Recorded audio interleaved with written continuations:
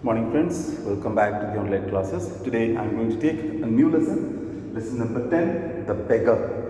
Now, already I have finished this in the class, online class. Today I am going to take into the recording. Now, let us start lesson number 10, the beggar. Kind sir, have pity, turn your attention to a poor, hungry man. For 3 days I have had nothing to eat. I haven't 5 kopecks for a lodging. I swear it before God. For 8 years I was a village school teacher, and then I lost my place through intrigues. I fell a victim to calumny. It is a year now since I have had anything to do. So the beggar, he sees a man and he requests the man to give him 5 kopecks. Kopecks is a currency of Russia. So the story also is from Russia. So the beggar asks for 5 kopecks to a person and tells that he hasn't eaten anything and for 3 days, and he was not having any place to live, so kindly give him 5 kopecks. Then he also says that he was a school teacher, village school teacher, but because of some people, what you call false statement, false certificates and all, they removed him, and since then he is not having anything to do. The advocate Sergei looked at the rag fawn-colored overcoat of the suppliant, at his dull, drunken eyes, at the red spot on either cheek, and it seemed to him as if he had seen this man somewhere before. So the advocate, the man to whom, the beggar to whom he had requested, he was an advocate whose name was Sergei, and he looked at this beggar and looked his clothes, looked his face, and all, and found some red spots on both the cheeks. So he understood that he recognized him, and he said that you are something. He started trying to recognize that somewhere I had seen this fellow. I have now had an offer of a position in the province of Kaluga, the mendicant went on, but I haven't the money to get there. Help me kindly. I am ashamed to ask, but I am obliged to by circumstances. So the beggar continued and said that he has got a position, he has got a kind of an opportunity, or you can say an offer to work in Kaluga, one of the places in Kaluga, but he does not have enough money to travel that place. So if the man could help him with some money, he would go there for work and all. And he says that I have no other thing, I do not have enough money to go there, and no other sources are there except begging this. I know this is not good, I am ashamed of it, but circumstances doesn't allow me, circumstances doesn't help me out. Sergei's eyes fell on the man's overshoes, one of which was high and the other low, and he suddenly remembered something. Look here, it seems to me I met you the day before yesterday in Sadvoya Street, he said, but you told me then that you were a student who had been expelled and not a village school teacher. Do you remember? Sergei started looking at him up and down, and when his eyes fell on the shoes of the beggar, one was small, one was big, immediately he remembered, and he said, hello, look at me, do you remember me? I had seen you at Sadoya Street. There also you were begging, and you told at that time that you were a student and you were expelled, removed from the school, you were restricted from the school, and today you are saying that you are a teacher. Come on, did you remember me? No, that can't be so, mumbled the beggar, taken aback. I am a village school teacher, and if you like, I can show you my papers. So the beggar got confused. Oh my God, I think he might have recognized me. So he made excuse again. He said, no, you might have mistaken. I am a school teacher. If you want, you can check my papers. I have got my documents about my certificates and all. You can check it. Have done with lying. You called yourself a student and even told me what you had been expelled for. don't you remember? Sergei flushed and turned from the ragged creature with an expression of disgust. So Sergei got angry. Come on, don't tell me lie. You are telling lie because that day you told me that you were student and you were expelled from the school. And the reason also you gave why you were expelled from the school. So you don't tell me lie. Did you remember what the reason you are given? And he just turned his back towards the beggar out of anger, out of disgust. This is dishonesty, my dear sir, he cried angrily. This is swindling. I shall send the police for you. Damn you. So he got so angry that you are so dishonest. You do not remember. You are always busy in what you call kind of things and all, and you never what you call cheat money for persons for money and all those things. And I will call the police right now for your cheating. Sir, he said, laying his hand on his heart. The fact is, I was lying. I am neither a student nor a school teacher. All that was fiction. Formerly, I sang in a Russian choir and was sent away for drunkenness. But what else can I do? I can't get along without lying. No one will give me anything when I tell the truth. What can I do? So he said that, putting his hand on the chest and saying that, yes, I am telling lie. He accepted, he admitted that he was telling lie. Then he said that I had no other choice.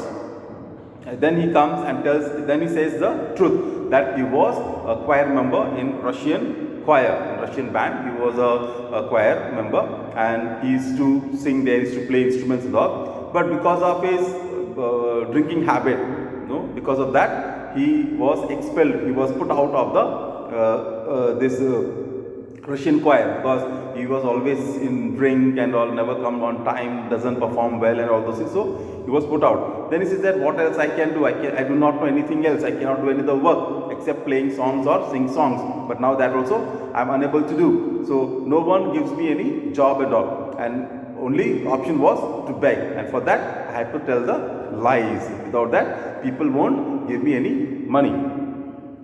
What can you do? You ask what you can do, cried Sergei, coming close to him. Work. That's what you can do. You must work. So when Beggar said that, what can I do? Sergei got more upset, more angry and said that, don't ask what can you do. You ask what you can do. Then he goes closer to him and said, work. Go and do some work instead of begging. You are good in your health and everything, but still you can work something.